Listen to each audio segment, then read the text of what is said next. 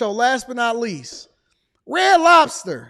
I want to go into this last segment of the show talking about the business side of it because I seen a Wall Street Journal video that basically said shrimp possibly sent Red Lobster broke and into bankruptcy, but I disagree. If that's what they're trying to say, let's review it together. Make sure y'all hit a like for the algorithm, subscribe to the channel, and turn on your notifications. Let's talk about the business side of it as a person that's been in the restaurant business myself. Red Lobster for the seafood lover in you. In the 80s and 90s, America was that seafood lover. Did you imagine? Hold on, wait. Let's back up for a minute. Look at this, y'all. In the 80s and 90s, America was that seafood lover. Could you imagine a kid's meal for $2? Oh my God. A $2 kids meal? That's crazy. Yo, I'm about to review some of these old commercials. Could y'all imagine a $2 kids meal? Wow. 80s was no joke, big dog. They say we had it good. I don't know because there was a lot of duress in the 80s. The 80s was not a good time. I'm going to just be honest with you. The 80s it was a lot of people broke in the 80s. They was doing the same thing that they doing today is complaining. The same thing that they was doing today, they was complaining. Known for its ever-evolving deals. 22 delicious new creations. In 2000, Red Lobster was 16th out of the 500 biggest casual dining chains. But by 2023, cracks formed in the company's shell. Tens of millions of dollars in losses are piling up. Investors are losing their appetites. Lobster. And now, the company is in distress and up for sale. So, what went wrong?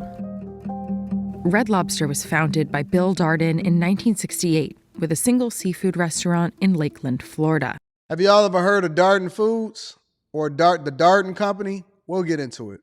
He was really the inventor of casual dining. So casual dining was meant to be, an affordable meal, but a nice meal, like nicer than fast food, something you could take a date. Red Lobster was really an innovator there.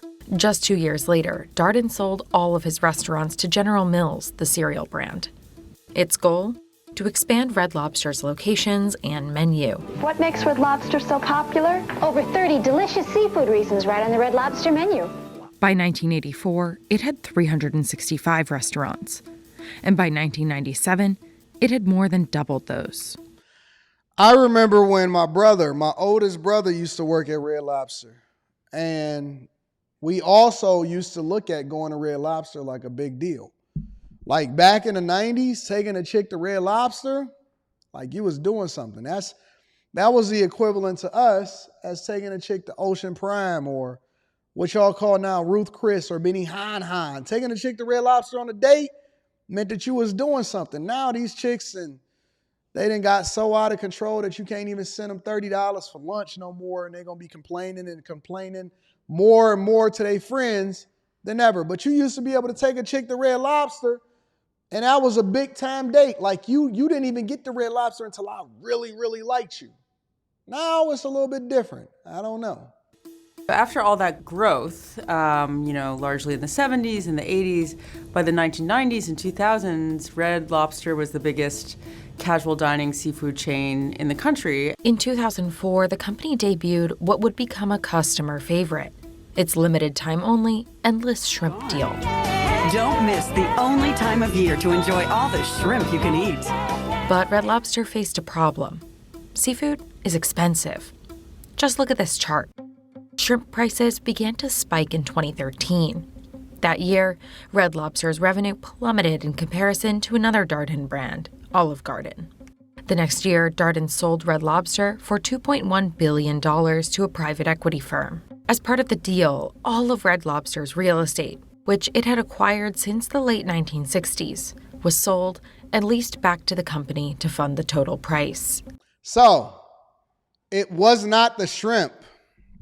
This is what people don't understand about the business. If you study McDonald's and if you know anything about McDonald's, right, and their business philosophy, you don't even have to read the book. You could just go and watch the movie to better understand exactly how McDonald's operates. A lot of people will say, well, McDonald's is not in the burger business. It's in the real estate business. And that's not entirely true, but it's a half truth. McDonald's has control over its franchisees in order to force them to do what they're supposed to do as far as meeting expectations of the franchise by owning the land by which they force a franchisee to build a restaurant on. So they guarantee you profits, they guarantee you success, they guarantee you to be great, and you have to have a certain net worth and be liquid so much in order to be able to build a McDonald's restaurant. But on the flip side, you have to meet expectations when it comes to franchise agreements. So if you go to some Subways out in the hood and sometimes, right, they just do whatever it is that they want to do. Sometimes they be selling pizza that ain't even supposed to be on the menu. They throw some French fries in there, whatever, right? But McDonald's controls what goes on with the franchisees by owning the land by which they're sitting on top of. So technically, McDonald's owns some of the best real estate in the world. That's why they say McDonald's is in a real estate business, not necessarily in a burger business. But they generate the majority of their profits off of the fees and then also off of the franchisees continuing to order stuff that they ultimately use to sell to you when it comes to, the food that you consume on a regular basis. Now, the other side of it is when you start to look at Red Lobster and you having this conversation, you got to realize that they sold it to a private equity group, not because Red Lobster was something that they actually cared about. They cared about the real estate that Red Lobster was sitting on. Why? Because they were looking to make the money back off the real estate that they then leased over into the restaurant. So they knew Red Lobster was not going to be a profitable entity going into the future. But they bought Red Lobster not so that they can own the franchise itself, but so that they can lease the land back to, or the real estate back to, whoever it was that was running the company in the first place. The money was in the leasing, was in the land, it was in the property, it wasn't in the actual Red Lobster brand itself. And so when y'all look at these deals or you start to look at what you want to do from a business perspective, I want you to understand exactly where the assets lie. The assets doesn't lie in you owning a restaurant. Whenever I see somebody and they say, oh man, I own my own brick and mortar, I own my own restaurant, oh, I'm leasing the space over there, I'm looking to see who owned the place that they leasing. I want to see who owns the land. See, the small margins is in what you do as a small business owner, but the assets is what generate the revenue. When you open up a business and when you open up a brick and mortar, you open up a restaurant, you open up your own boutique or whatever, all you're doing is creating a job for yourself. That's not being a business owner. That's being entrepreneurial and having a go-getter spirit. That's creating another job for yourself. That does not mean that you are a great business owner. It means that you lack resources, and the minute that the economic impact starts to hurt you and the economy starts to slide, then you're going to be affected just like everybody else. But guess what? The assets lie in the land by which you own your business, the place that you're leasing out. It's the land.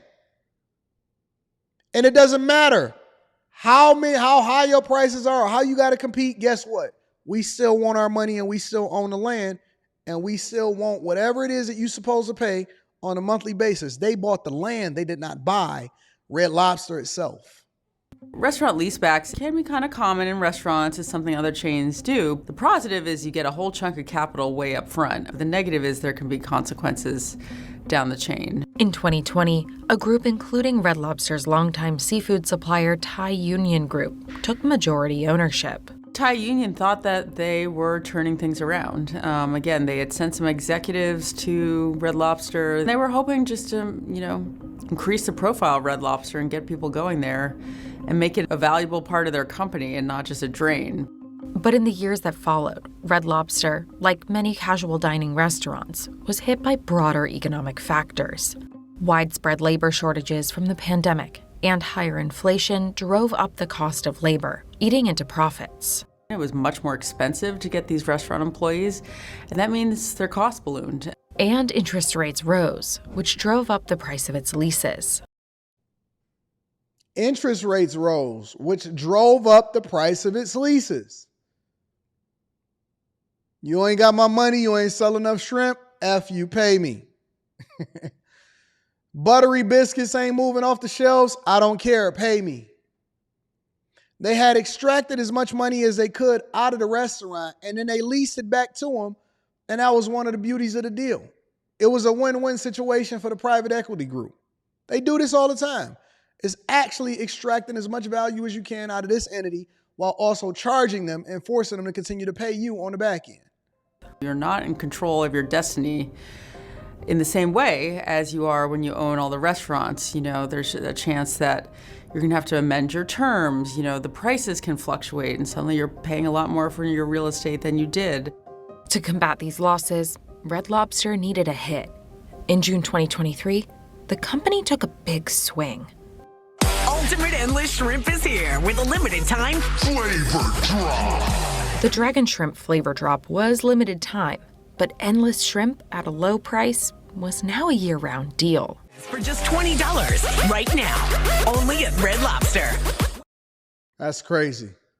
It was supposed to be a loss leader, which means the deal itself wasn't profitable, but it would. So, what is a loss leader? What does Anton teach you guys on the Millionaire Morning Show on a regular basis about loss leaders? Loss leaders are the things that they use in order to get you in the door, hoping that you spend money on other things. I talk about it with regard to Walmart being the biggest grocer in the United States of America. I say, well, listen, Walmart is not as concerned about making money on groceries as they are on getting you in a store, because it's a possibility you're going to buy some socks. It's a possibility you're going to go buy a pillow. You're going to go get some XJ900s or some Shaq shoes, whatever, right? You're going to go over to the candle section. You're going to browse, and your kids going to go over to the electronics. They're like, ooh, we want this. Or you're going to start the dream and decide that you want to get a TV that was on sale. Whatever. A loss leader is largely the thing that they are willing to sell at a loss or at cost and not make no money on in order to get you in the door to sell other things. They'll give you, burger, chicken deal, whatever. We're going to give it to you at cost. We hope that you get the drink to go along with it, and maybe you'll get another side or something like that, or you'll order some buttery biscuits that we can get with a higher margin on it. A lot of these restaurants, all the time, they want to sell you a drink. Hey, you want something to drink? Hey, can I get you something to drink before I get your food? Hey, can I get you something to drink? Hey, y'all want drinks after the meal? You want some coffee? You know why? Because you have the highest margins inside of the restaurant with drinks. It costs them nothing, pennies on the dollar in order to be able to get this out, but then they can sell it to you at a markup, and then that's where they generate a lot of their profits. So it's a yin and a yang. And so while they were trying to get you in the door with Endless Shrimp because they had no foot traffic, they were hoping to sell you other things, but people was just coming in and saying, no, I just want the shrimp. And that wasn't enough to pay that rent. Increase foot traffic at a time when diners were choosing to order in. Execs were optimistic. เรามีความมั่นใจมากยิ่งขึ้นนะครับในการที่จะบริหารจัดการ Red Lobster เนี่ยให้ And it seemed to work. The Endless Shrimp deal brought in 4% more foot traffic for the third quarter, a significant increase. But then, it started working too well. My goal is to eat 65 shrimps tonight, 25 shrimps. And all you need is a TikTok challenge, and that's just going to throw you all up. Now you got these bigums. Look at bigums. Started working too well. My goal is to eat. Now bigums is coming in and saying, we got the Endless Shrimp Challenge on TikTok.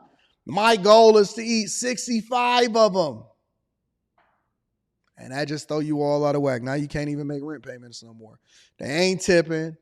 They gonna spend $20 and eat 65 shrimp. And that's just gonna throw you out of business because you never counted on Deanna or Dina over here to eat 65 shrimp and have a Diet Coke and get multiple different orders of it and to try to get a doggy bag to go home. Shout out to Bigums. 65 shrimps tonight, 25 shrimps tonight, 45 shrimps tonight. People were very conscious of it. The brand made sure that they marketed it both in traditional channels and online, and it got some buzz, but maybe a bit too much buzz. The Endless Shrimp deal was much more popular than Red Lobster expected. This price was at the heart of the issue.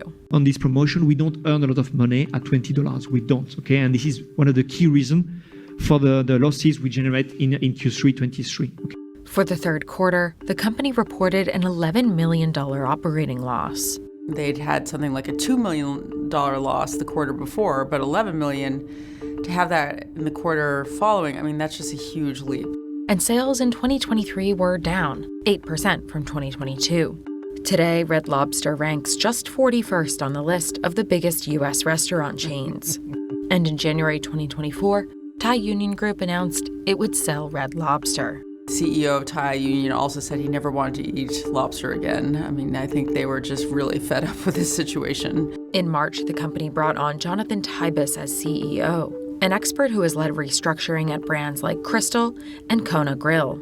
I don't know for sure what that means for Red Lobster, but it certainly does put it more likely that they'll file for bankruptcy than, say, before his announcement.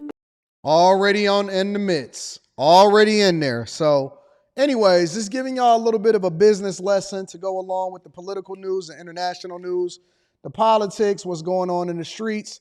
And then we also want to make sure that it all comes back down to the money because this is the Millionaire Morning Show. All right.